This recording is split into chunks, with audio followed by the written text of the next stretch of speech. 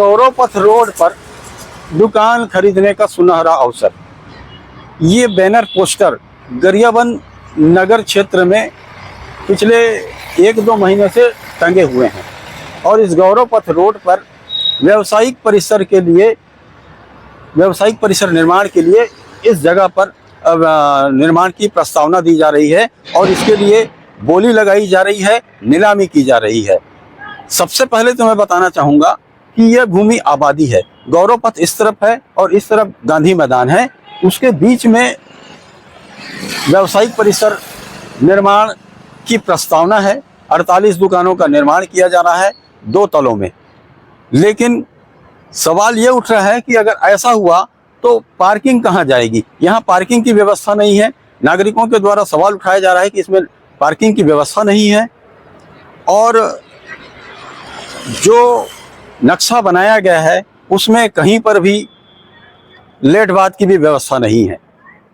इसके अलावा भूमि आवंटन की प्रक्रिया पर भी बहुत बड़ा सवाल है। भूमि आवंटन की प्रक्रिया किए बगैर पिछले 2 दिनों से नगर पालिका के द्वारा नीलामी की जा रही है, लोगों से धरोहर राशि जमा कराई जा रही है और 14 लाख 15 लाख रुपए में दुकानों का नीलाम किया जा रहा है। बेरोजगारों के नाम पर ये सारी प्रक्रिया अपनाई गई है। अब कौन सा बेरोजगार 14-15 लाख रुपए में दुकान खरीद सकता है? किस बेरोजगार की क्षमता हो सकती है? किस स्ट्रीट वेंडर की ये क्षमता होगी कि वो 15 लाख रुपए में दुकान खरीदे? ये विचारणीय प्रश्न है और इस मामले में हमने नगर के कुछ प्रबुद्ध नागरिकों से भी चर्चा की है, उनसे भी मिलते हैं। गौरव पथ रोड पे और गरियाबंद नगर के शुक्रवारी बाजार में ये 2 जगह जो है नगर पालिका के द्वारा दुकानों का निर्माण किया जा रहा है और उनकी बिक्री के लिए बैनर पोस्टर टांगे गए हैं और उनकी नीलामी चल रही है पिछले 2 दिनों से। उस संबंध में आप क्या बोलना चाहेंगे? मैं ये कहूँगा कि नगर पालिका प्रशासन का हठधर्मिता और पाखंड गरियाबंद के स्ट्रीट वेंडरों और आम जो नागरिक हैं उनको ले डूबा है। वाकई में ये जो नीलामी की जो प्रक्रिया है उसके लिए जो प्रक्रिया होती है सर्वप्रथम राजस्व विभाग से, जिलाधीश से प्रशासकीय स्वीकृति और भू आवंटन की प्रक्रिया पहले प्राप्त किया जाना चाहिए था। कल गरियाबंद के कुछ प्रबुद्ध नागरिकों के साथ हमने जिलाधीश महोदय से कल मुलाकात किए और इस विषय में ध्यान आकृष्ट कराया और 1 दिन पहले ही बोली नीलामी चालू हो गई थी। तत्काल सीएमओ और उनकी टीम एक्शन में आए और हमारे आवेदन के पश्चात, क्योंकि 16 तारीख को उसकी नीलामी प्रक्रिया प्रारंभ हो गई थी और दिनांक 17 तारीख को जब हम आवेदन प्रस्तुत किए तो दोपहर 4 बजे प्रशासकीय स्वीकृति का आवेदन वहां पर प्रस्तुत होता है। और अब ये देखिए कि जब 1 महीना से इनका पालन कर रहे थे लोग इस नीलामी प्रक्रिया का, इस बीच में बगैर भू आवंटन की प्रक्रिया का पालन किए बिना, बगैर प्रशासकीय स्वीकृति के ये लोग नीलामी की प्रक्रिया स्टार्ट कर दिए और हमने उसको कहा कि आप इस प्रक्रिया को अवरुद्ध कीजिए, रोकिए और नियमानुसार आइए।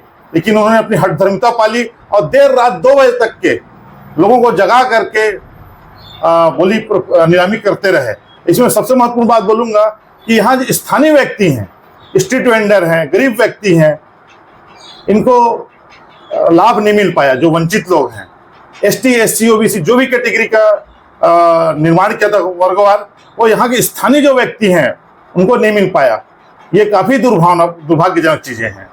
और इन्होंने अभी 1 महीना पहले सुनहरा अवसर करके लोग लुभावन उन्होंने एक पोस्टर टंगवाया। हमको बहुत उम्मीद थी और नगर के युवाओं को भी बहुत उम्मीद थी, हमारे बेरोजगार साथियों को, फुटकर व्यवसायियों को, कि हमको मौका मिलेगा।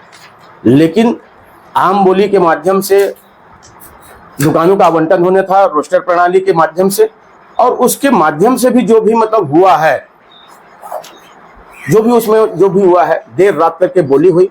आम जो जन यहाँ के जो मतदाता इनको चुन करके भेजे हैं, किसी भी एक व्यक्ति को अगर मिला होगा तो बताइए। सब बाहरी लोगों को मतलब आम बोली में इतनी अधिक बोली में गया है। यहाँ के बेरोजगार युवा साथी कहाँ जाएंगे? मूलतः तो सबसे पहले प्राथमिकता नगर के मतदाताओं को देना था, जिनके पास जमीन नहीं है, जिनके पास व्यवसायिक परिसर नहीं है, ऐसे मतलब बेरोजगार साथियों को मिलना था, उनको प्राथमिकता मिलनी थी। आपके माध्यम से मैं यही बात जरूर कहूँगा। चिरघर.com के लिए मैं किरीट ठक्कर।